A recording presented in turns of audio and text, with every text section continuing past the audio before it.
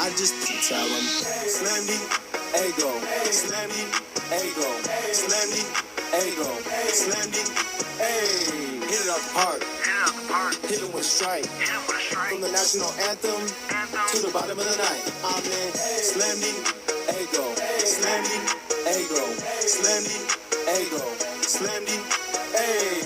You already know what's up. What's that? Another home run. We should know the job ain't done till we hold that trophy up. Hey. What's up, everybody? Welcome to episode 325 of the Talking Friars podcast and YouTube show here on Wednesday, January 25th, 2023. Hopefully, everyone is doing well. I'm going to hit on a lot of more baseball, normal topics, Padres topics yesterday. I only talked about the Mike Clevenger stuff and the Mike Clevenger investigation. I did want to start with that briefly here for those that missed that yesterday. And then going to get into Ohtani and what Dennis Lin said in his mailbag yesterday, I believe, about Ohtani and the Padres definitely being in on him and how likely that scenario is or isn't. Dennis Lin also talked about the Padres, how they'd like to start the season with a six-man rotation to ease starters into the season. So we can talk about that. Is that smart? And then also, Padres are not shopping Ha-Seong Kim, and then Dennis Lin puts the Kim trade possibility slim. He said that the chances of Ha-Seong Kim being on the opening day roster, he'd put it at around 75%. I'd probably put it a little higher than that, to be honest. And so we'll get into that. And part of the reason why I would put it at higher than 75% is because of a move that happened yesterday in Major League Baseball. So a lot to get to today, but I did want to start with the Mike Clevenger stuff. Obviously, in the chat, if you have any comments, any questions, put them in there. I will eventually get to them after I give my thoughts here. So Clevenger, there's no big update, at least I don't think, on the Mike Clevenger situation right now. He's being investigated by Major League Baseball for the domestic violence allegations, choking his significant other or the mother of one of his children, choking, slapping, throwing tobacco at the kid. I guess he threw a water bottle at a window during one of the altercations. He's taken, according to Olivia, the woman who is accusing him of doing this stuff, he has taken or did take, I don't know if he still has it, but he has taken the driver's seat away. What else did he do? The birth certificate, I believe he took that away too. So just really trying to control the whole situation, just a really, really bad situation. And the questions that are probably coming from this from Padres fans or baseball fans, we all know this is so bad, right? It's a terrible situation. We're asking because we know, like yesterday in the Athletic report from, who was it? It was Britt Giroli and Katie String. I believe that was their names. And in that report, it said that Olivia has been in contact with Major League Baseball's Department of Investigations since the summer. And so if that's the case, then did Major League Baseball not let the Padres know? Is that Major League Baseball's fault, or is that just what you're supposed to do? It's an investigation, so you're not supposed to comment on it because they're investigating if this stuff is true. And, so the players, has to have rights in this situation as well. So Major League Baseball, maybe they couldn't tell the Padres about this, even though they knew about it, obviously, while Clevenger was pitching for the Padres.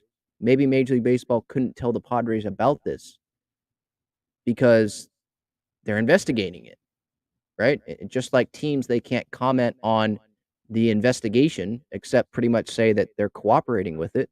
Maybe Major League Baseball they couldn't tell the White Sox this offseason about Clevenger before he signed that contract, the 1-year deal. I think he's getting like $12 million. Couldn't tell the Padres last year. Because if they did, then the Padres would not have had Mike Clevinger pitching. I mean, let's be honest, Clevinger sucked, right? He sucked in the postseason. And so the Padres, would they have been better off without Mike Clevinger? Yeah, I think they would have been. You know, if Clevinger was not pitching in the NLCS in game, what, 4, whatever game that was, and someone could have gotten an out starting that game, they would have been better off, right? But the Padres, obviously, they did not know about this. Maybe if they heard stuff about this, well, it's not like they could say, well, we're not pitching you, because an investigation is going on as well, and they don't know if everything that is being said is true.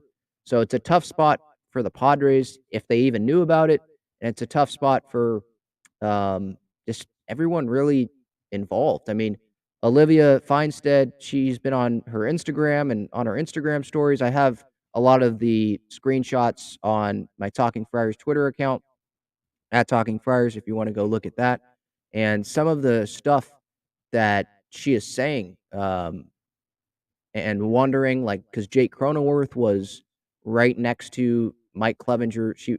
Mike Clevinger was the hotel room over from Cronenworth, so Cronenworth was right there, and so she's wondering if Cronenworth heard the noise from June 30th or July, whenever that series was against the Dodgers. She's wondering if Cronenworth heard about this, because Clevinger was yelling and um, throwing the water bottle at the window and, slapping Olivia. Just totally, just bad stuff. Really, really disappointing.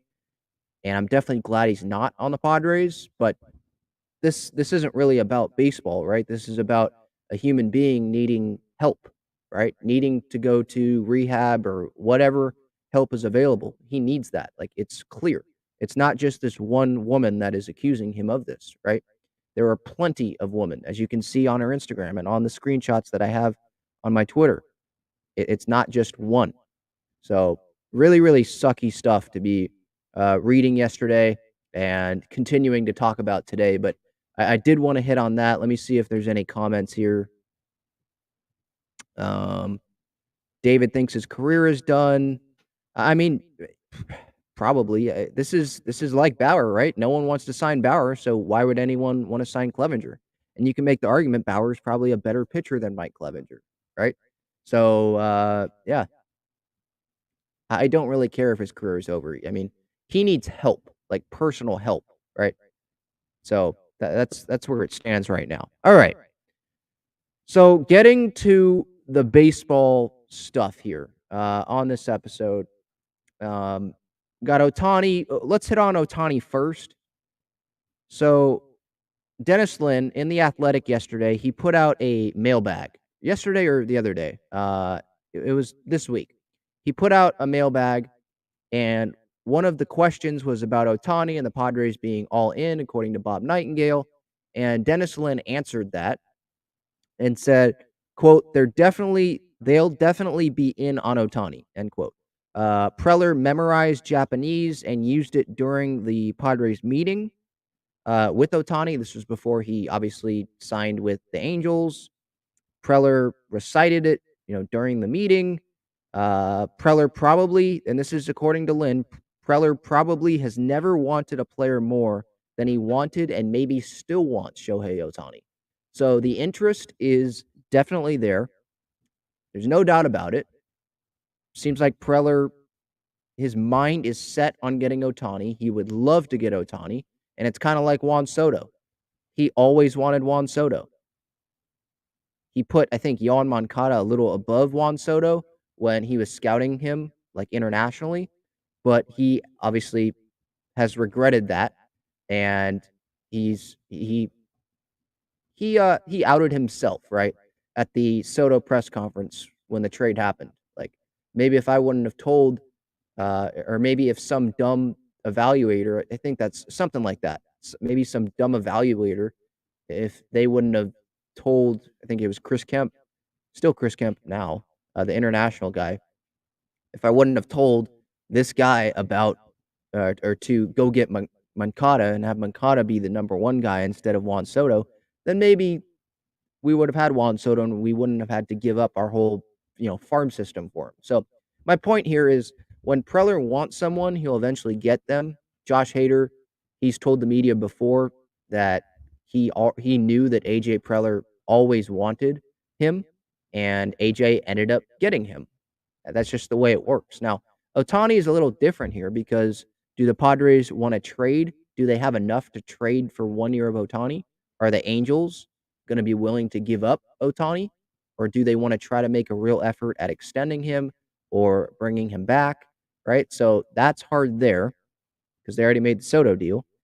And do you want to spend on Ohtani and sacrifice Juan Soto? Because I think they're going to bring back Manny. And if they go sign Ohtani, then you're pretty much saying goodbye to Soto, right?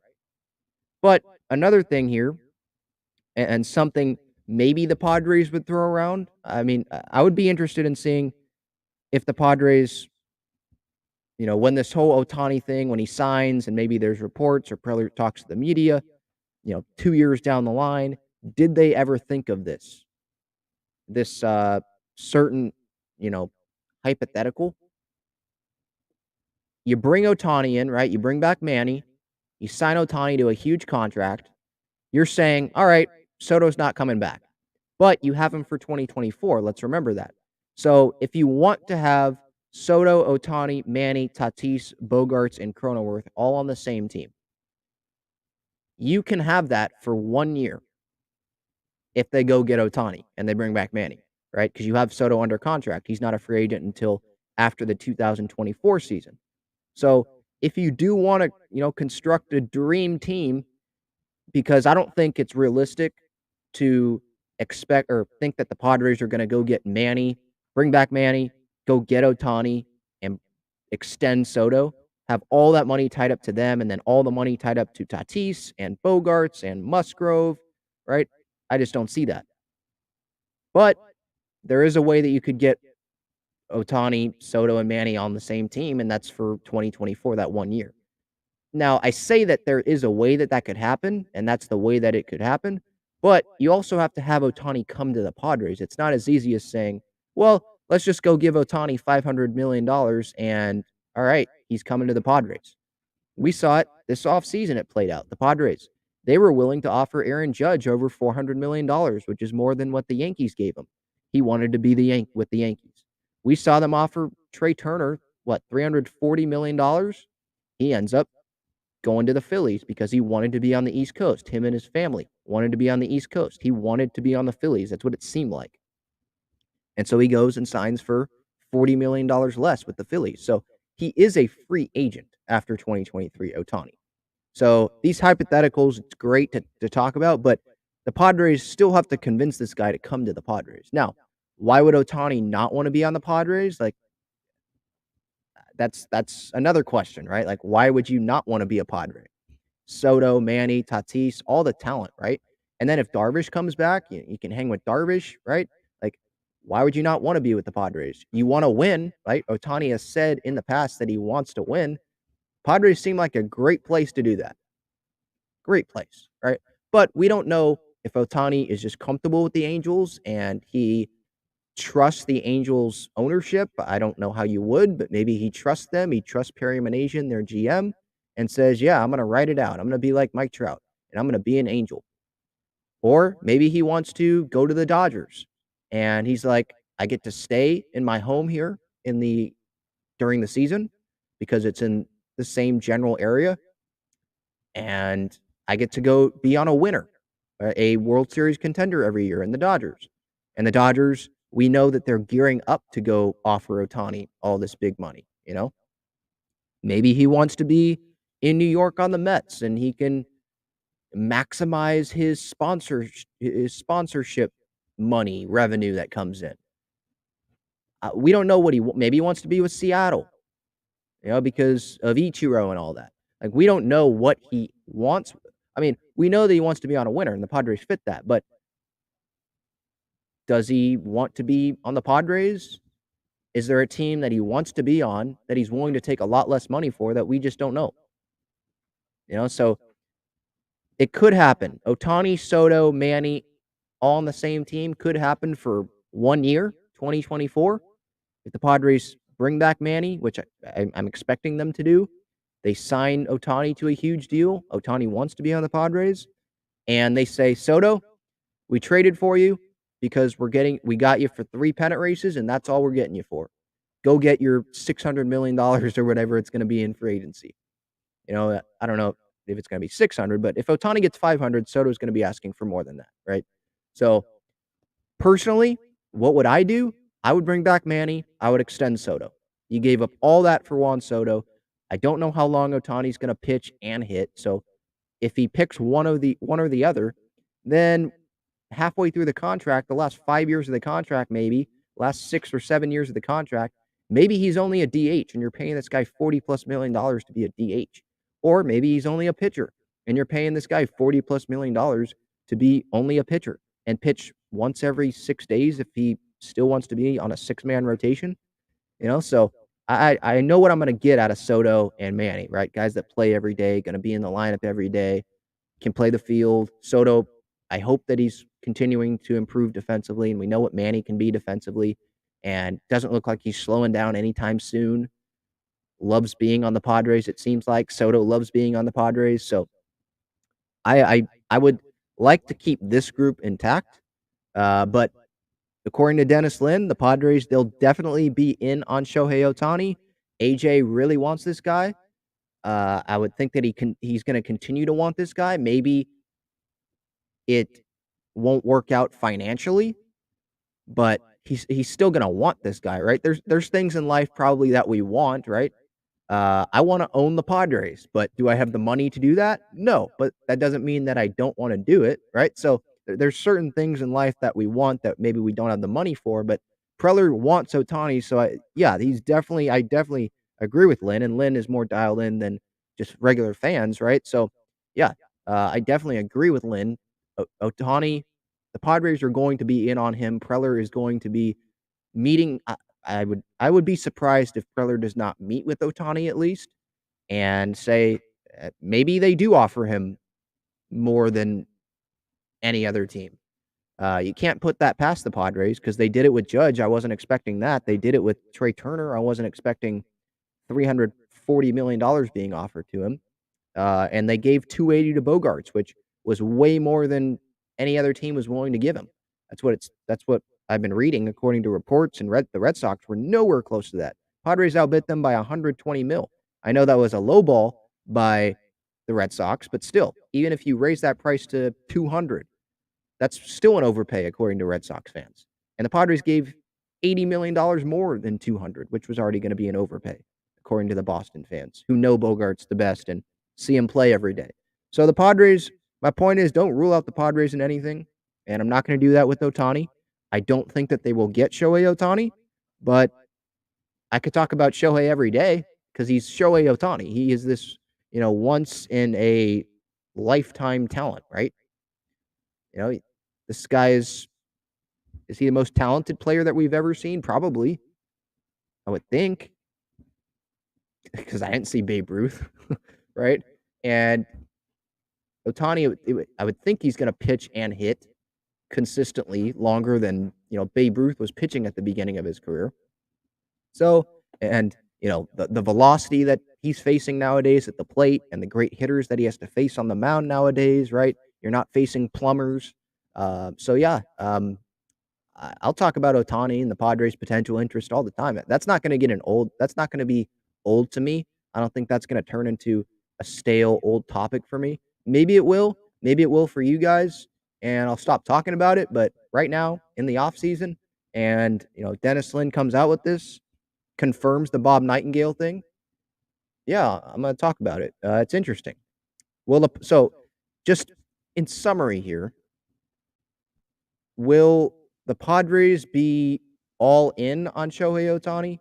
I don't think so, because I think they're going to be all in on bringing back Manny, and that's going to make the Dodgers be all in on Ohtani. That's going to make the Mets be all in on Ohtani, and the Padres won't feel the need to bring in Ohtani because they can try extending Soto or bringing back Soto. And for 2024, if they bring back Manny, okay, you're guaranteeing that you're bringing back this core of Tatis, Xander, Manny, and Soto, and then Cronenworth, right? You have those 5 right there for 2024 still. And maybe it's better for the Padres to extend Darvish. You have Musgrove there. Maybe have Martinez or Lugo. We don't know about that yet. And then you spend Ohtani money, $30 million, $40 million, $45 million on multiple starting pitchers to build the rotation and to make your team more of a complete team instead of signing one guy, right? So I don't think they'll be all in on Ohtani. I think they're going to be in, but all in to the degree of the Mets and the Dodgers, I don't think so. So we already talked about the scenario, Ohtani, Soto, Manny. That would be 2024, I think. I don't see the Padres extending Soto, bringing back Soto. I don't see them signing Ohtani and bringing back Manny. All 3 of them, that's a ton of money investing into 3 players, and then adding Musgrove to that, Tatis to that, Bogarts to that. You're going to have to pay Cronenworth if you want Cronenworth to stick around. I mean, that is a lot, right?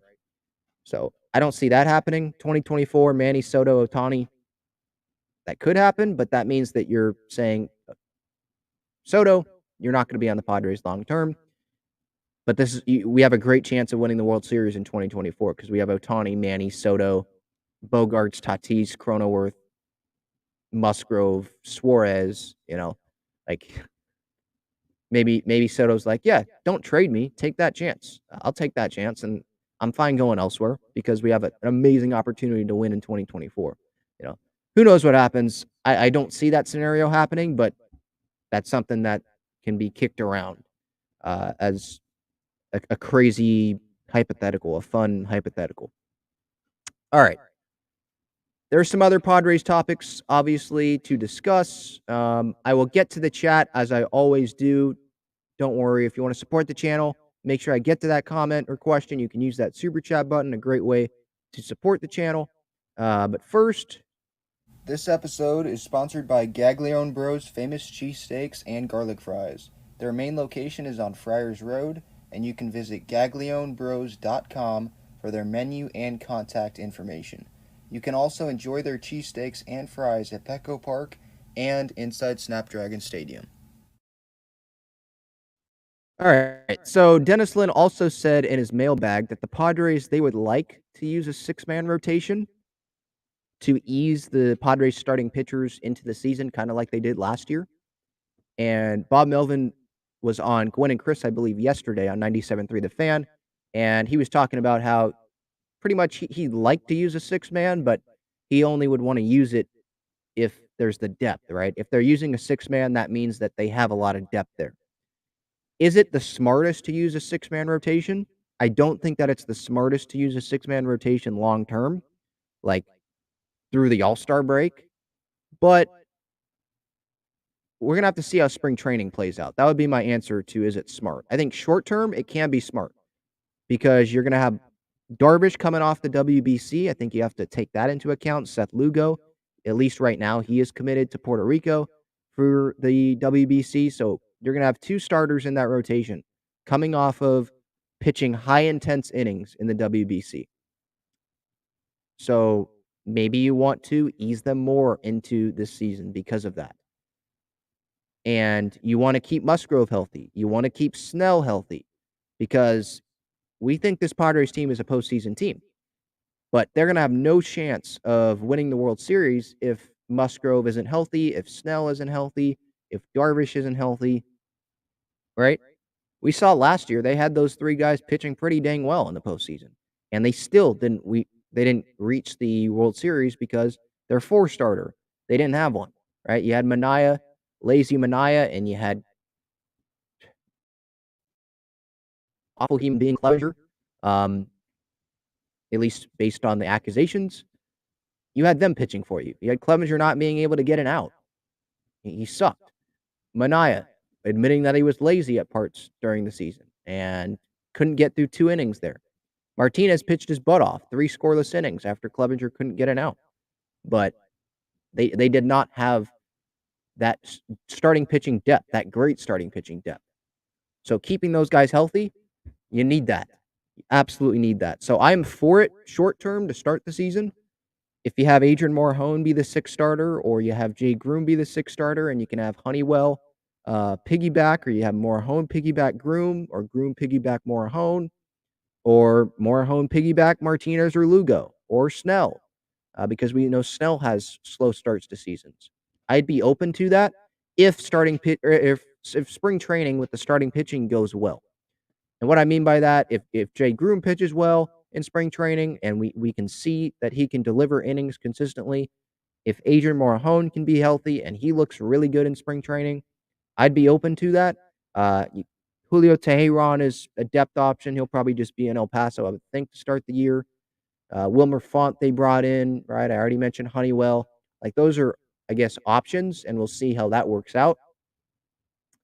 I'd be open to it health wise because I'm looking at it from Bob Melvin's perspective, from other starting pitchers' perspective. Like I want to be, if I was a starting pitcher, I'd say, hey, you know what?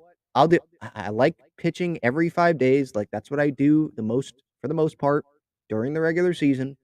But if this means I'm going to be healthy, or this means my chances of being healthy for October increase, then I'm all for it. And the guys that are in the rotation, they are team players. I mean, Nick Martinez just bowed out of the USA team for the World Baseball Classic because he wanted to be built up as a starting pitcher because he knew the Padres were more important than the Team USA World Baseball Classic, him pitching as a reliever, right? That would have screwed with his preparation. Seth Lugo, I think he's starting for Puerto Rico. Don't hold me to that, but I think he is. So that shouldn't be that big of a deal.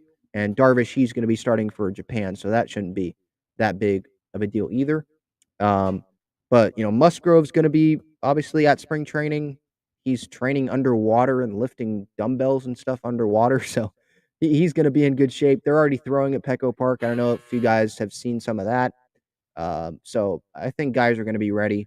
I hope Blake Snell's going to pitch better in the first half than he usually does, but even if he doesn't, this team was still a postseason team last year with him struggling a little bit there in the first half and not getting his feet under him like to the fullest until the second half of the season.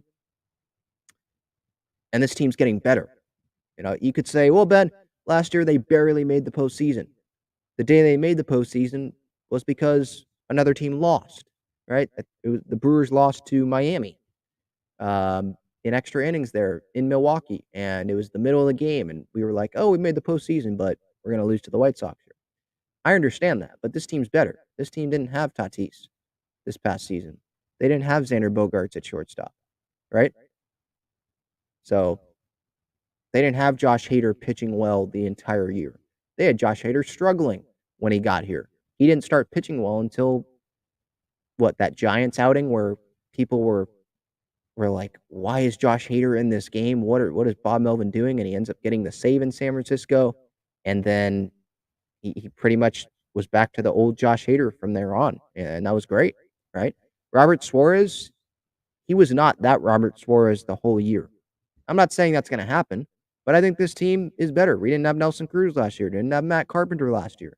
Will those guys stay healthy? Don't know. Those are question marks. But I like this team better than last year's team, at least right now. So we'll see. So in short, I know that was a long answer, but in short, 6-man rotation. If things work out in spring training and the Padres are comfortable going to that, I'm for it for the short term. Long term, it needs to be 5-man. There's already question marks about Lugo and Martinez being able to pitch the entire season as a starter. Martinez, I think he can do it. He's done it overseas. He used to be a starting pitcher. Lugo, I have my doubts there. I don't think he's going to be starting the entire year in the rotation, but as I've said previously, not a big deal because I assume Preller's going to go get another starting pitcher at least before the trade deadline. So that'll be fine. You can replace Lugo there, and Lugo can go help the bullpen. We know that he can be an impact reliever, right? He did it with the Mets. He's done it many years with the Mets. The last time he started consistently, well, if you want to say it was consistently, was 2017. That's a long time ago, right? So I'm not banking on him being a starter consistently. But if it means he can be a starter for longer this season because maybe he gets more rest in between starts for the 6-man, then all right. then I'm for it. But people that are against it, like using it at all, their argument would probably be, well, Lugo, Martinez, those are question marks. And then, so you're just going to throw another question mark in there as the sixth man in the rotation. Jay Groom, that's a question mark. Hasn't pitched in the big leagues before. Adrian Morejon, can he stay healthy? Can he give you 6 innings consistently? Probably not.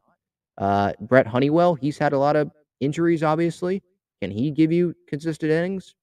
Don't know. We'll see. Wilmer Font, are you comfortable him going out there in major league games, being a consistent starter for the first 2 months or the first month of the season? You know, there's you're adding another question mark in there if you do go to a 6-man rotation, right? So that was another thing that Dennis Lin talked about there in The Athletic. Those are my thoughts on that. Another thing that he talked about was the chances of Ha-Seong Kim being traded. I personally believe that those chances have gone down. The Red Sox, they just traded for Alberto Mondesi from the Kansas City Royals. Hopefully I didn't botch that name. I probably just did. Apologies to him.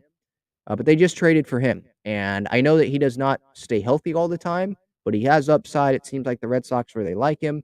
They have Adam Duvall that they just signed to go play center field, and he'll be the primary center fielder, it seems like. And they have Kike Hernandez, who can play shortstop or second base. Mondesi can play second base if he's not playing shortstop. They have Christian Arroyo, who can play second base. Maybe they go bring in Elvis Andrus or Jose Iglesias to be another option. Maybe stash them in AAA, or you stash someone else in AAA and you have them on the roster. So I think him going to the Red Sox, I don't see that happening. My thoughts on bringing in Tanner Houck for Ha-Seong Kim, I thought that's not enough. Tanner Houck would be a question mark. Like, is he someone that I would trust giving the ball to NLCS Game 4 right now? The answer is no. Maybe that answer would change if I saw him in a Padre uniform and he pitched consistently throughout the season. But the answer to that is no. Is there a reason? Well, yes. The answer is yes. There is a reason why he's not in the Red Sox rotation. And they're putting guys that have injury question marks in the rotation, at least projected, ahead of him. And Red Sox fans don't even know if he's going to be on the roster. He's not one of the Red Sox best relievers, and he's not one of the Red Sox best starters.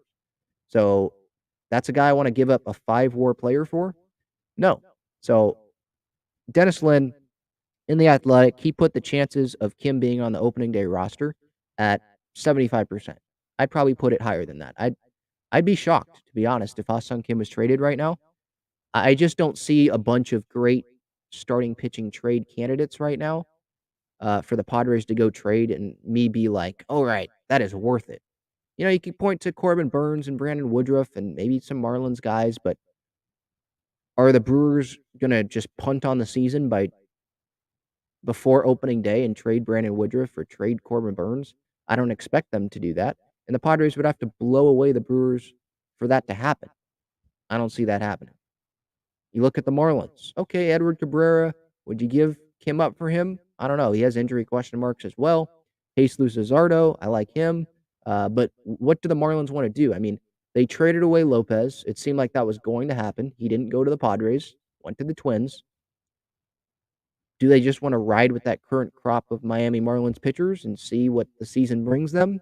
And maybe they could raise stock of Trevor Rogers again after a down year and then trade him. My point is, right now, I just don't see why it's worth it to trade Ha-Seong Kim before the season, before spring training. Like, don't try to out happy. I said that the other day. I'm happy with this roster. I'm happy with this current group of pitchers. And let's see what they got. Let's see what they got in spring training. Let's see what they got to begin the season. I think Ha-Seong Kim is only going to improve. He had better numbers like all around last year offensively compared to his first year in the big leagues in 2021. So I think he's going to continue to improve. He's going to be an asset defensively for the Padres. Yeah, it's not at short, but he's still going to cover a lot of ground at second base. And you have Bogarts with him there too. So that's good as well. So I like Ha-Seong Kim being on the Padres for 2023, at least to start the year. I don't see a point in trading him right now. And I think because of that Mondesi move going to the Red Sox, I think there's a smaller chance of Ha-Seong Kim being dealt. I mean, that was the only team I saw Ha-Seong Kim like being linked to, right? It was the Red Sox. Red Sox writers were projecting Ha-Seong Kim to be the starting shortstop for them. And I'm like, whoa, whoa, whoa, slow it down a little bit there. Relax. Okay, I get you think a trade's going to happen, but for Tanner Houck, that's it. I don't think you realize how valuable Ha-Seong Kim is to this team. And I guess that's kind of my message to some Padres fans that might be willing to just trade Kim off for Tanner Houck. Like, yeah, you can see the upside, but do you see the upside of Ha-Seong Kim as well, who's an everyday player, starting second baseman? So and there's effects if you do trade Kim with positions and all that. I didn't so I didn't hear other teams being involved in Ha-Seong Kim. Like, what other teams? There are probably other teams interested in Ha-Seong Kim, but have we heard that publicly? I haven't heard that. So I don't see Ha-Seong Kim being dealt. Maybe that'll change. Maybe Grisham gets dealt, but I think the Padres are happy with the team that they have right now. I don't see them making a big trade involving Grisham or Kim right now. And with Grisham, I mean, I've already said this as well. Like, the outfield depth is not great, right? Who's the starting left fielder? Fangraph says it's Matt Carpenter, but do the Padres want Matt Carpenter playing left field every day till Tatis comes back? Or are they going to have Adam Engel play left field? Are they more comfortable with that? Or are they going to have Soto play left and Adam Engel play right? You know, do you like Adam Engel as your starting outfielder? What if Tatis doesn't stay healthy? Or if someone else in the outfield gets hurt, you have Adam Engel as your starting outfielder. He's another Jose Azocar, it seems like. Maybe a little bit better, more power potential, but he seems like another Azocar. I'd like them to go get someone like Jurickson Profar, but that's not in their salary range. I mean, that's not in they're not interested in giving Jurickson Profar the amount of money that he wants, right? But let's be honest. So I think they're pretty set on what the roster is right now. I'm fine with the roster. Yeah, would I like to have some other moves? Yeah, but like I said the other day, I don't think that they need to make moves. They don't need to be forcing trades to fill a spot because that could go bite them in the butt, in spring training if there's an injury or when the season starts. You don't know what's going to happen. Baseball is a long, long season. All right, I think that's all the topics I wanted to hit on here before I get to the chat. Thank you, everyone, for being here again. Talking Friars, episode 325. Already hit on a lot. Clevenger, obviously. Ohtani. Six-man rotation. Ha-Seong Kim. Little Grisham there. Just checking Twitter here real quick. Just seeing if there's any news. I don't see anything. All right. Let's get to the chat here. Good morning, JW. Pedro says, everyone saw the Clevenger stuff a mile away. He's closely tied to the Bauer stuff. I mean, yeah, I think he had a shirt on the Bauer website or whatever. I mean, I don't think everyone saw the Clevenger stuff a mile away. There are people that, I guess, interacted with Clevenger that said that he's rude, something to that effect. He wasn't like the best person when they ran into him, like outside Petco. But I'm not gonna speak on that. I never ran into him in person outside Petco. When he was at Petco Park, he was great. He was great to my little sister. He was great to the other fans. He took time, it seemed like, to sign autographs and stuff. But you know how there's the saying of don't judge a book by its cover, and that's usually meant like the wrong way. Like, the cover might not look great, but there's a great person there on the inside. Well, you could also flip that and say, well, the cover looks great, but the book isn't that good. And if these allegations are true, that's what it seems like this is. And again, like I said earlier, it's not just one person trying to get money. It's there's a lot of it seems like a lot of women that have been involved with Clevenger like this. Kid Farrell says, "Bro, who cares about Mike?" Or no, he says bro cares about Mike. Okay. Well, if anyone's saying who cares about Mike, well, he's a former Padre. It's not like this guy's he was a Cardinal and this came up. I would talk about that on Baseball Struck, my MLB YouTube channel, which I encourage you, if you're listening to the podcast or on YouTube here, I encourage you to go subscribe to that. Baseball Struck, just look it up, or Baseball Struck MLB, maybe that'll work better. Or just go to the Talking Friars YouTube channel and you'll see if you go on the main page for it. You scroll down, I believe the Baseball Struck channel will be there for you to subscribe to that. It's daily baseball content, so if you're just a baseball fan in general, not only the Padres, I do talk about the Padres a little bit there, but obviously most of that is here. Um, Other content, other moves that happen around baseball, I give my thoughts there. Um, there's some MLB quizzes that I take that are on there. Reaction to the MLB Network position rankings, I did that. So just a general MLB channel. Check that out if you're a baseball fan. I definitely appreciate that support. I just started that last month. And you know me. I just like I love chatting with Padres fans and interacting with you guys. I love talking with other baseball fans as well. All right. Let's get back to the chat here.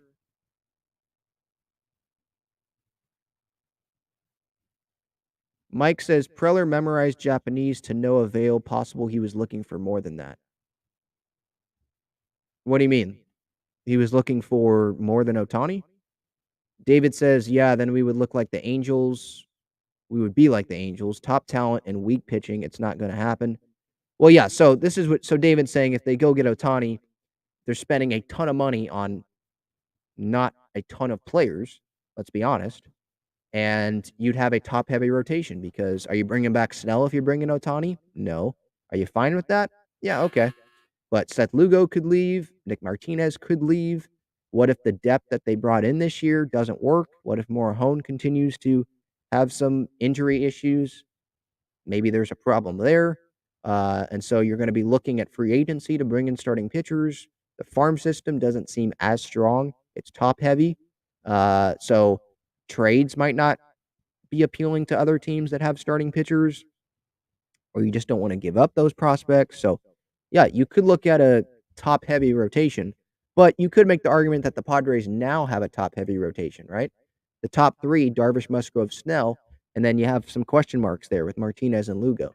I think Lugo's more of a question mark than Martinez. I just believe in Nick Martinez more as a starter. Maybe that's just because I saw him all of last season and his work ethic, but that's just one man's opinion, obviously.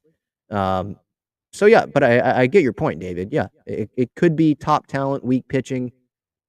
Also it's not just about the pitching. They bring in Ohtani, or even if they extend Soto and they bring back Manny, and that's a ton of money in two players, right? I know it's two great players and it's worth it, I think. But you look at other parts of the roster here, right? If if an injury happens, you have Adam Engel as a starting outfielder. You have Jose Azocar on your bench, and Brandon Dixon, and Eggy Rosario, and just not as strong as probably some other benches are. But that's what happens when you're paying for top talent, a bunch of star players. You're not going to have the best rounded out, the most complete roster, if that makes sense. I think the Padres roster is pretty damn complete. Starting pitching, they have talent there. They have a strong bullpen, I think. They have a strong lineup. But the bench, okay, you could say it's not that strong. But, I mean, I guess you just have to hope that these guys stay healthy, right? But that's with a lot of teams. That's with a lot of teams.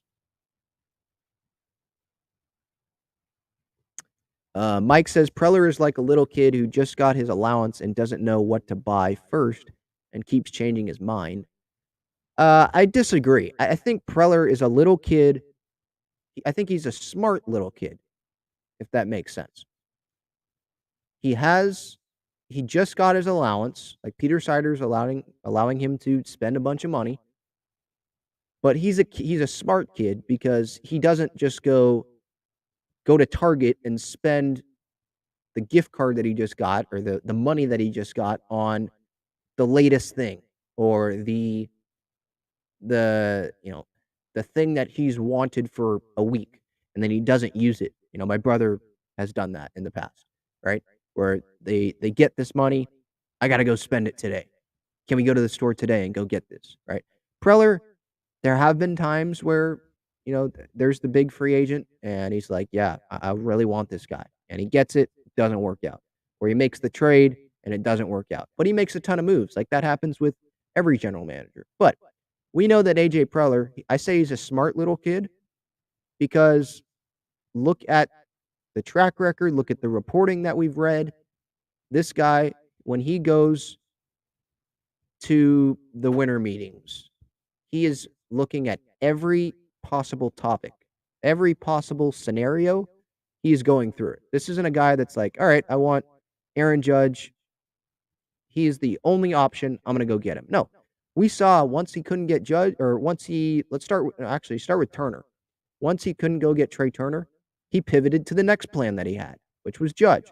Once he couldn't get Judge, he pivoted to the next plan, which was Bogarts. And if they didn't get Bogarts, he would have pivoted to the next plan, which would have been who? Maybe they would have had interest in Carlos Correa? Who knows? Obviously, we know what happened there. But he always has plans.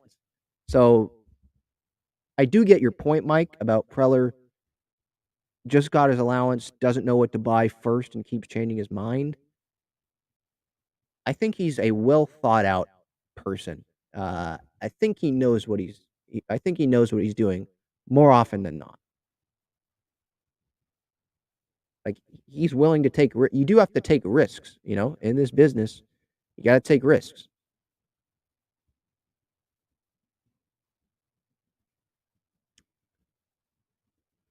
Yeah, Annabella asks, who would we trade for Ohtani? I don't think that they would trade for Ohtani. I think that it would be in free agency where the Padres would. I don't think this is going to happen, by the way, but I think it would be where the Padres go, you know what? Let's just go for it. 2024, go get Ohtani. We have Soto, Manny, Ohtani on the same team with Tatis and Bogarts and Crony, and just go for it and say, Soto, let's hope we win a World Series in 2024. And if we don't, well, we have Ohtani for his prime years, right? Not the end of the world, right? Ohtani is a great talent, right? Probably the most talented guy we've ever seen. I don't think they'd trade for Ohtani. But if they were to trade for Ohtani, then they'd have to give up probably Jackson Merrill, maybe and Dylan Lesko, because the Angels, they really want pitching. I think they want to draft one of these past couple years where every draft pick was a pitcher.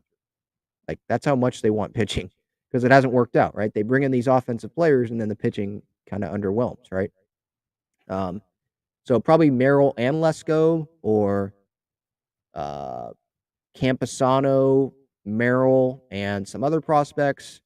Probably Jim Callis, some other people that study the farm system better than I do or better than us. They'd know what they'd have to give up. It would have to be a lot because there would be other teams that would trade for Ohtani. Maybe not.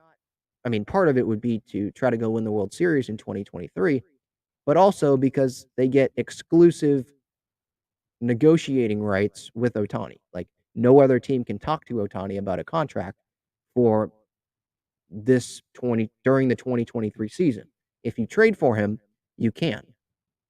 Maybe he's not open to that, but maybe some teams would be like, well, it's worth it to try it, and we would get a lot of revenue from this season with Ohtani. So a lot of teams would be interested in Shohei.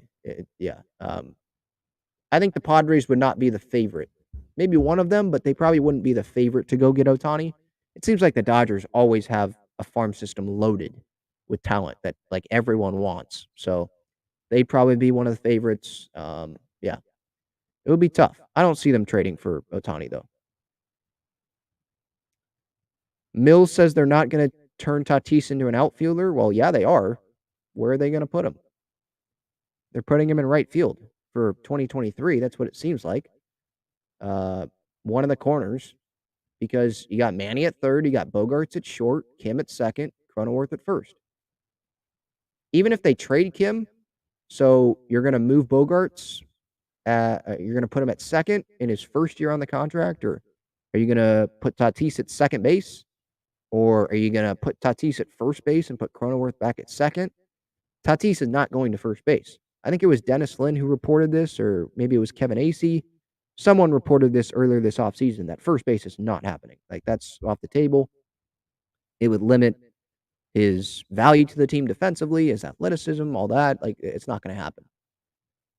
So no, I disagree, Mills. Tatis is going to the outfield. I think he knows that. That's not a secret. I think he was going to the outfield probably before they got Bogarts. Like, maybe there was a possibility that he'd be at short when he returned, and Kim would go to second and Crony would play first. But we remember earlier this offseason, they were interested in Jose Abreu, right? They didn't get him, but they were probably interested kicking the tires on Brandon Drury and other first basemen before they landed Bogarts. Now, if they got Judge, then Tatis probably would have been on the infield and they would have went with Crony at first. But they didn't. Tatis is going to be in the outfield, I think.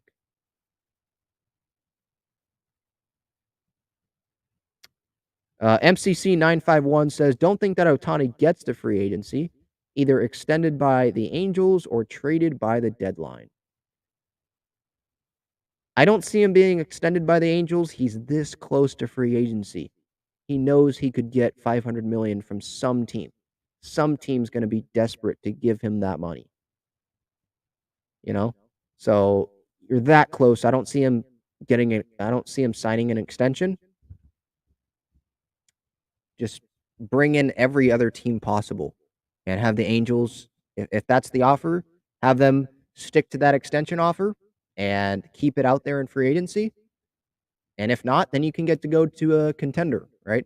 And about the trading thing, traded by the deadline, it could happen if the Angels approach him about an extension and Otani's like, no, I don't want this, and it seems like to them like he doesn't want to go back to the Angels even in free agency, then maybe it happens. Then maybe they're like, yeah, you know what? It's best to trade Ohtani. We can get a good amount back for him, even if it's just a half a season for him, one pennant race. But it's Shohei Ohtani, so you'd get a good amount back for him. Maybe the Angels do that. But right now, I don't see Artie Moreno doing that. I think that he's going to try to bring him back, and he'll try to write it out. That's what it seems like. Yeah. I don't know if Artie Moreno wants to be an owner that is known as, yeah, I did not make a single postseason with Ohtani, and I traded him. I don't know if he wants that. It would probably be the smartest for the franchise because I think the Angels is not the best place to be if you want to be a contender every year. So I don't think Ohtani will go back to the Angels, but maybe he really, really likes it with the Angels, and he believes, like I said earlier, maybe he believes in what the Angels are building.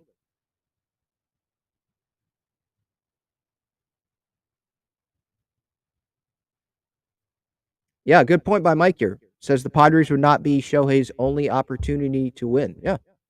The Dodgers, obviously. Uh, who knows what the Angels will do this year if they overperform and their rotation is better because they bring in Tyler Anderson. And it wasn't just a 1 year fluke like like kind of feels like it might have been with the Dodgers. And they feel like it always feels like they fix someone for that year and then they go somewhere else. I'm not saying Tyler Anderson's going to suck, but I don't think he's going to be as good as he was last year. With the Dodgers, the Mets, he'd have a chance to win. The Braves, I mean, they're not signing Ohtani, but that's a contender. The Cubs will probably be a contender in a few years. The Giants, they have a bunch of money, right? Maybe he wants to go there. Seattle, I don't know how much money they have, but maybe he wants to go there. They're definitely a contender. They're a contender this year. The Yankees, I saw that in the chat. I thought last time around he didn't want to be with the Yankees, but I mean, thoughts can change, right? You can have an opinion 7 years ago, 5 years ago, 4 years ago, whenever. You can have an opinion years ago and it will change, right? Like, that can happen. We're humans. So maybe his thoughts have changed and he's like, well, The Yankees, they have a solid core there. Rodon and Judge and Cole. Rizzo's there. They're going to have prospects coming up with, Peraza's there, Oswald Cabrera, Volpe. I'll go to New York with the Yankees. Yeah, I'm going to have a huge spotlight on me, but I'm going to be in the postseason every year. So, yeah, there's other opportunities for him to win. No doubt about that.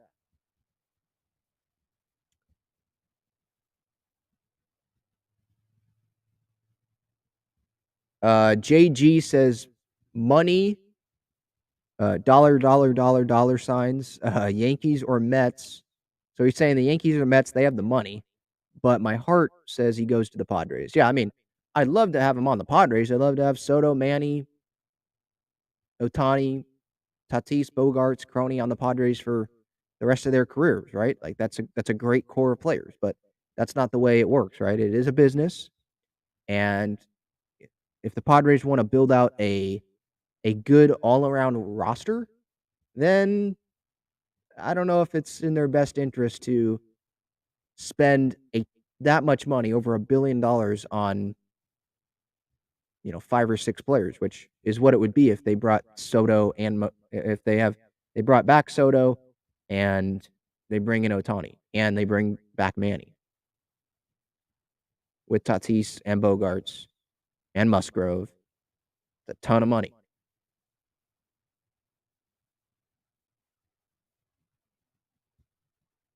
Um, MM13 says if they're going to trade Kim, it's going to be for starting pitching from the Marlins like Trevor Rogers or Edward Cabrera. Yeah, but again, is Edward Cabrera or Trevor Rogers, are they difference, like big difference makers? I think you could make the argument that like Edward Cabrera has the upside, but he has dealt with injuries, so that's a risk. Is AJ willing to take that risk and give up his starting second baseman and give up a 5 WAR player and a guy that I would think is only going to continue to improve? Like, why would he stop here? Right? Like, is he willing to do that? Like those guys, I think if you want to give up Kim, you want some sort of a guarantee to what this guy's going to give you. And Edward Cabrera, there's upside, but is that a guarantee? No. You could say no one's a guarantee. Like even the healthiest guys could get hurt, some weird injury. I understand that, but I'm talking about like, okay, does this guy have a track record of making starts consistently, right? Do those guys have that? Trevor Rogers, he's young. Cabrera's young as well. Trevor Rogers, do you want to trade for him? You want to trade a 5+ WAR player for a guy that had a down year last year? He had a good, I think it was 2021, had a really good year, but you want to take that risk? I personally would not do that. Just straight up, Kim for Rogers or Cabrera, I probably wouldn't do that right now. I would just see how it plays out, at least to start the season. Pedro says I'd go for Alcantara for Kim and prospects. Uh, but the Marlins, here's the thing. It takes two sides to tango. The Marlins are not going to be making Alcantara available in a trade. There's no way. Like, Miami just gave him a key to the city. He just won the Cy Young. It would be stupid of them to trade Alcantara. Like, they're trying to build something there. They just hired Skip Schumacher. If you trade Alcantara, then what are you doing, right? You just traded for a rise to improve your lineup. Alcantara he's probably the one guy that's like off limits for them. Devin says Dodgers were mentioned to be in on Kim too. Yeah, but really, you think the Padres are going to trade Ha-Seong Kim to the Dodgers? I don't see that happening. What would the Dodgers give the Padres? They'd go give them Walker Buehler or Tony Gonsolin. They'd go give them who else? Who's a guy that's under control? So not Urias. Like the Padres would want someone that's under control. If they're giving up multiple years of Kim, if they're gonna go give them Dustin May, like no. Interdivision, I don't see that happening.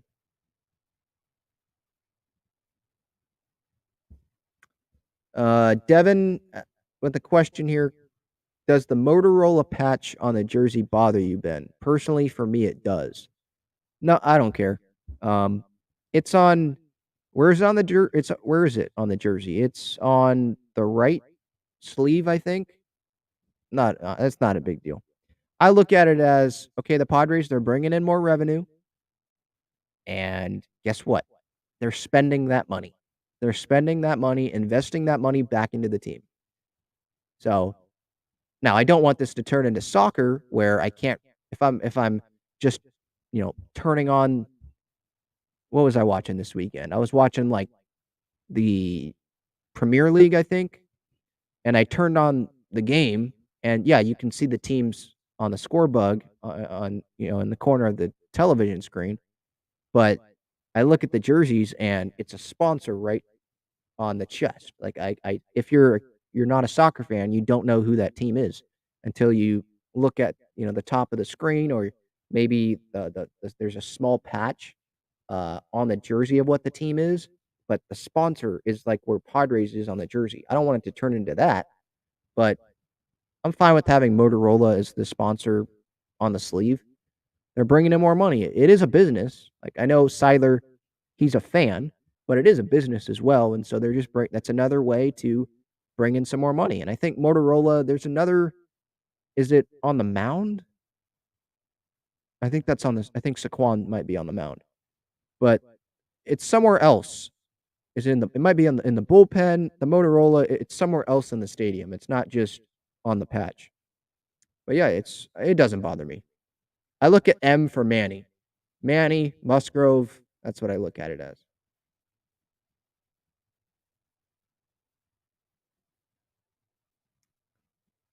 Alex asks, "What do you think about Matt Barnes from the Red Sox if he clears waivers?" I think another team's gonna be interested in him. Um, I like where the Padres bullpen is at, but it was surprising to me that Matt Barnes did get DFA'd yesterday. I will say that was surprising. Definitely when, like, Ryan Brazier, however you say his name, he was someone that could have been off the roster for Matt Barnes. Like, Matt Barnes, I thought he was gonna play a pretty good role. Like, he was the closer for the Red Sox, I think, these last couple years. Now, the Red Sox last year weren't great, last place in the AL East, but I thought he could still, you know, provide an impact for the Red Sox. He was an all-star in 2021. That's not that long of a time ago.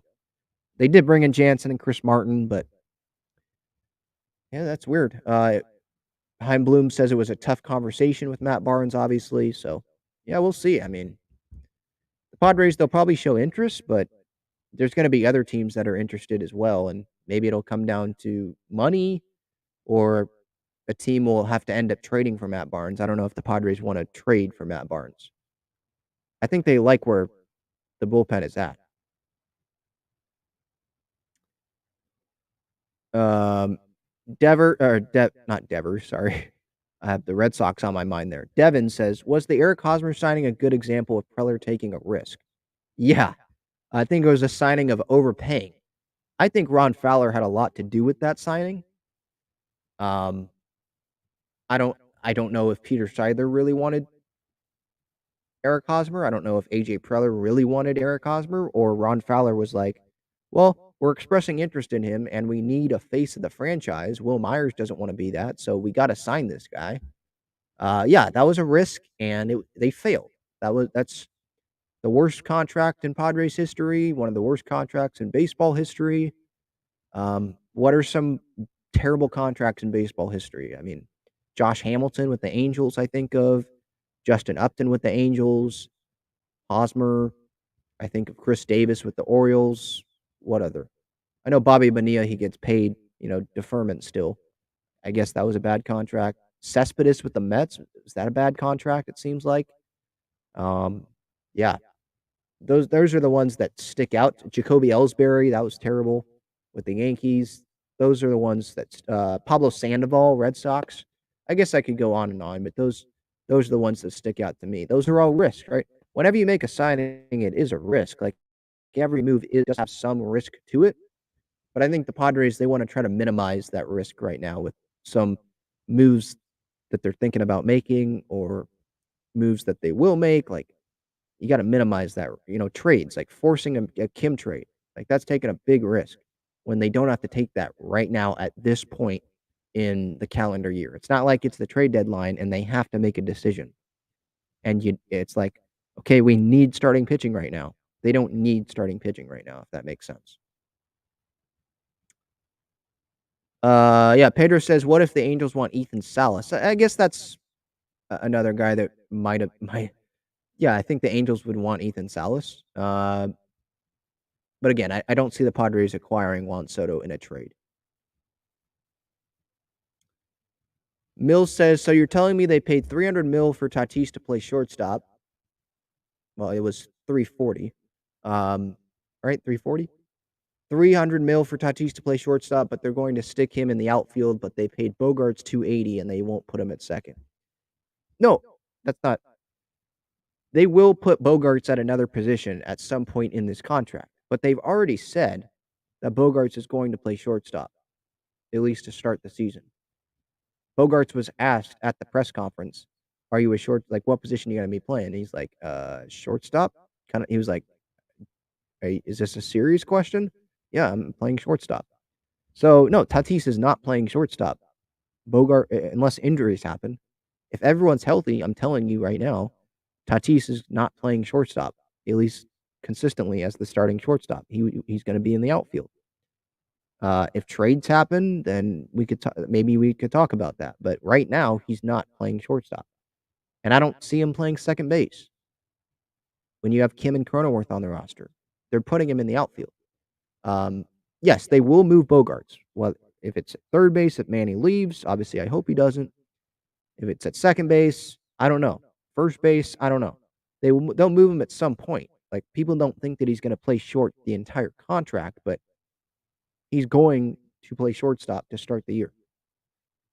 That's what we've been told, and I don't have another reason to believe that he won't play shortstop to start the year. So yeah, I mean, look, the Padres, they're trying to. I get the point, Mills. Yes, they will move Bogarts at some point, and so you're telling me they paid Tatis all this money to play shortstop, but they're going to stick him in the outfield, but they paid Bogarts $280, won't put him at second. I'm saying they're going to put Tatis in the outfield. They're putting Bogarts at short. They're willing to move Bogarts to another position. Preller, Seidler, the Padres, the front office, they're trying to acquire the best players available, right? And then they'll find out the positions later. So yeah, plans change. They paid Tatis to play shortstop. But then the Red Sox lowballed Xander Bogaerts. And so this happened. Trey Turner rejected the Padres' offer. This is years down the road from the extension. So yeah, they signed the extension and they were like, yeah, Tatis is the shortstop. But then free agency has happened. Different things have happened. Other teams didn't bring back players that we thought they were going to bring back. And that put the Padres into the conversation. Oh, and don't forget Tatis's injuries. He's not really in the spot right now to dictate where he's going to play, right? The suspension, lying about the motorcycle accidents, not that big of a deal. And then he has the wrist surgery, first day of spring training. He announces that. Which accident, all of this. Like, he doesn't really get to decide where he's getting to play. So yeah, he's playing the outfield. And I think he can excel at it. I think Jazz Chisholm him and Tatis, I think they can be really good in the outfield. I know Chisholm's a Marlin, but I'm just saying, both guys who were infielders who now can transition to the outfield. Seems like permanently, at least for 2023.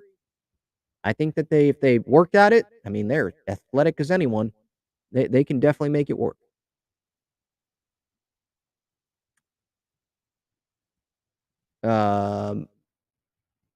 Devin says, I feel like the Blue Jays, Cubs, and Mets are also legit contenders to land Ohtani, along with the Dodgers and the Padres. Blue Jays, I don't know. Cubs, I mean, they have money. We know that. The Mets, we know they have money, right? They're willing to give Carlos Correa $315 million, and now they have $315 million to spend somewhere else, including on Ohtani or Manny or Soto in a couple years. So yeah, the Mets, they're going to be involved. Dodgers, Padres, they're going to be involved as well. Pedro says, I say let Machado walk if he opts out. I mean, no. If he opts out, he's just doing what's right for him. And personally, that doesn't mean, like, if he opts out, that doesn't mean, oh, I don't want to be with the Padres because I opted out of this 5-year, 150 contract when Bogarts is getting paid till he's 40. No, he just wants what's fair to him, right? If we were in this position and we're coming off an MVP caliber season, we just saw someone who's worse than us go get $280 million from the team we play on, we're going to be like, hey, I think we can restructure this contract. I think I deserve more money here. I think you should pay me till I'm 40 or more than that, right? All I've done for the organization, how I'm the best player on the team, like, at least right now. Yeah, I think I deserve to have this contract restructured. So it's not, I don't think the Padres should take it personally, and I don't think the Padres, I disagree. I don't think the Padres should let Machado walk. He is number one priority. Ohtani, Soto, Manny, who are the priorities there? Manny's number one. I would say Soto is number two, but if you can't extend him, then they'll probably dabble in the Ohtani waters. But I would still, I want Manny and Soto back on this team long term.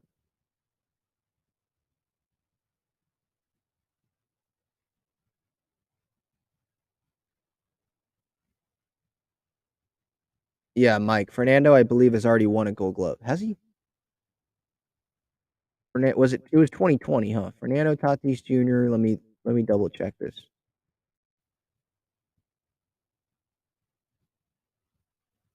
No, not a Gold Glove. I see in the chat someone said Gold Glove. Silver Slugger.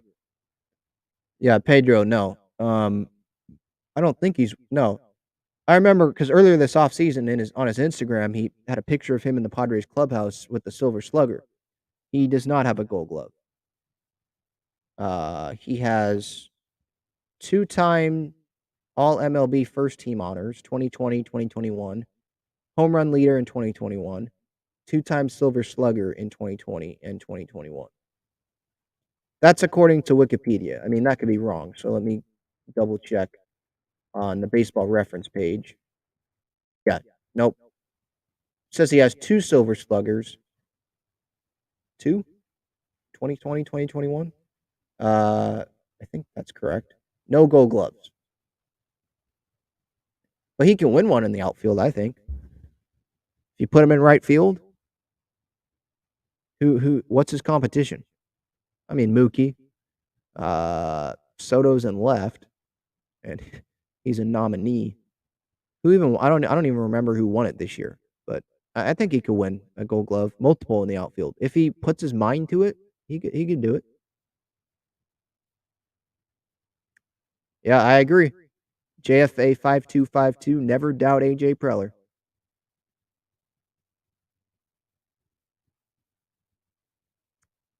Alex says Tanner Houck is taking over Matt Barnes' spot. I was talking about earlier about maybe the Padres getting Matt Barnes because he got DFA'd. I don't know about that, to be honest, because the Matt Barnes DFA was to make room, I believe, for Adam Duvall, who's a position player. So maybe like in the bullpen, Houck, okay, he takes Barnes' spot, but he was already in the bullpen. He was already slated, I believe, to be in the bullpen with Matt Barnes before this transaction happened. So I wouldn't read too much into that. I just don't think the Padres will trade Ha-Seong Kim for Tanner Houck straight up. I don't think that's going to happen. Nicholas, could Morhone be the 2023 version of Nick Martinez? I think. I mean, I see Seth Lugo being that more, like starting the season as a starter, then going to the bullpen, can pitch multiple innings out of the bullpen, can be huge in the postseason out of the bullpen. I see Lugo fitting that more than Morhone. But Morhone, if he stays healthy, I mean, if they start with the 6-man, he starts in the rotation maybe, multiple innings, can fill that role, be a bullpen swingman type guy. Yeah. So I would say Lugo over Morhone for that, for the Nick Martinez role. But Morhone could do that. Yeah, I definitely see that he I could see him doing that. Devin asks, Ben, how do you like how voting is handled in the Hall of Fame? I am not someone that is a fan of the PED guys, but I do understand that it's a tough job for these writers to determine if someone, deserves to be in the Hall of Fame or not. Like, did they cheat or not? Should they be in the Hall of Fame because it wasn't banned at the time? Like, it's just I wish Major League Baseball would set stand. Like I was listening to Ben and Woods earlier this morning, and Ben Higgins made a good point. He wishes that Major League Baseball would tell the writers, like, tell me what, like, who should be deserving of the Hall of Fame or not. Like, if that makes sense. Like, should Barry Bonds be on the ballot? Like, if he's on the ballot, well, there's going to be some people that are going to think Barry Bonds is a Hall of Famer. Like, how is Barry Bonds not a Hall of Famer? I don't think he is. Like, I think he's a Hall of Fame talent. Don't get me wrong. He's one of the best hitters of all time. But because of what he did, I don't think he's a Hall of Famer. I don't think Alex Rodriguez is a Hall of Famer. Yes, he's one of the greatest talents of all time. But I'm someone that doesn't think he's a Hall of Famer based on what he did. But don't put him on the ballot then, right? Tell the voters if these guys, like, tell them the rules. Like, okay, if someone was suspended for it, okay, they're not allowed to be a Hall of Famer. We're not putting them on the ballot. Okay, then tell the writers that. And then I think this will make this process a lot easier, and we won't have these arguments every single year. That I guess maybe that answers your question. I guess that. As for yesterday with the Hall of Fame, Scott Rowland got in. Congrats to him. What I got from that is Manny, he'll get in at some point. Uh, Arenado will get in, obviously, because they love the Gold Gloves with Scott Rowland. And Arenado, I think he deserves to be a Hall of Famer too. I'm not saying that he sucks. I just think sometimes he's overrated. That's all. I think Manny's a better third baseman than him. And that's been pointed out not just by Padre fans, but by Major League Baseball, MLB Network, and the shredder that only looks at the numbers, right? It was determined this year that Manny's a better third baseman than Nolan Arenado by, well, not, I don't want to say by a lot, but Arenado was ranked 5th. Manny was ranked 1st. With the Hall of Fame yesterday, what else do I want to say about that? Andrew Jones, I think Andrew Jones, I would have put him in the Hall of Fame. Like, I think Willie Mays, who else? Willie Mays, Ken Griffey Jr., and someone else. He was one of 4 alongside those guys to have like 400 home runs, or not 400. I forget what it was. Was it 10? I forget what the stat was. So I'm not even going to attempt to say what the stat was. Woodsy was saying it on Ben and Woods earlier this morning. I forget what the stat was, but there was a stat where Griffey, Mays, and there was one other guy that had only done this. They were the only players to do this ever. And they got in first ballot. So why is Andrew Jones not in? I'm not saying he has to be in it on the first ballot, but if those guys got in, why is Andrew Jones not in? You think of the 90s and the 2000s. I mean, I wasn't alive, but you ask my parents or people that were alive, you think of that, and you think of the Braves and all that, like Andrew Jones comes up there. You know, I think he's a Hall of Famer. Todd Helton, I'd probably lean towards him being a Hall of Famer as well. Those are probably the guys. Jeff Kent, he's another one I probably would have voted for if I had a vote. So yeah, that's pretty much my thoughts on the Hall of Fame. All right. So Devin says Ken Griffey Jr. did not get a first ballot, but Rivera got first ballot. No, Griffey got in first ballot. Didn't he get the most votes like ever? Griffey, first ballot. Let me see. He got, 2016, he got 99.3% of the vote. That's not someone who got in on a ballot that wasn't the first ballot. He got in on the first ballot. Yeah. All right. We hit on a lot of subjects here, almost an hour and a half. Talking Friars episode 325. Be well, everybody. Treat people kindly with respect. That's all I'm going to end it with. Thank you so much. Go Padres. Thank you for watching and listening. See ya.